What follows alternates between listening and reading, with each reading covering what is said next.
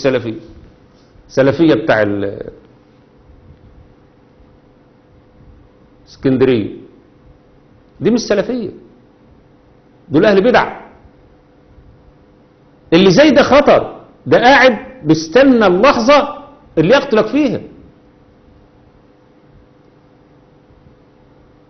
طب أنا واحد عطار، ولا يستبعد أن يحط لك سم فعلا لو ويخدعك ويعمل معك الواجب الشيطاني في أن يقتل من يشاء تحت مسمى أنه بيجاهد في سبيل الله. غرسوا في دماغهم كده، خربوا دماغ الأولاد، سلفيتهم سلفية مزورة.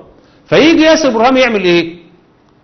يكتب على منهج السلف صفحة أو اتنين كلام مظبوط، ويقوم حاطط لك السم في العطر زي اللي اسمه أحمد أبو عيسى العطار ده، السم في العطر. فيتكلم على قضايا كتيرة في المنة، في الغالب نقولات بينقلها، وده كلام للسلف الصالح. وإن كان أي نقل، يعني بقول لكم دلوقتي المطلوب مراجعة كل كلام ياسر حتى فيما نقله عن الأئمة، حتى لو نقل عن ابن تيمية وابن القيم والإمام الطحاوي والإمام أحمد والأئمة الأعلام، أعلام السلف، تراجع نقله، لأن نقله مش أمين. هو بياخد كلامه يزور فيه على حسب ما هو عايز، يظبط الكلام برؤيته هو مش رؤية المؤلف، ويقوم نسبه للمؤلف. ناس عملت كتب في ياسر برهامي في هذا. الفهم السقيم اللي عمله ياسر برهامي أدى إلى أن يحط لك السم.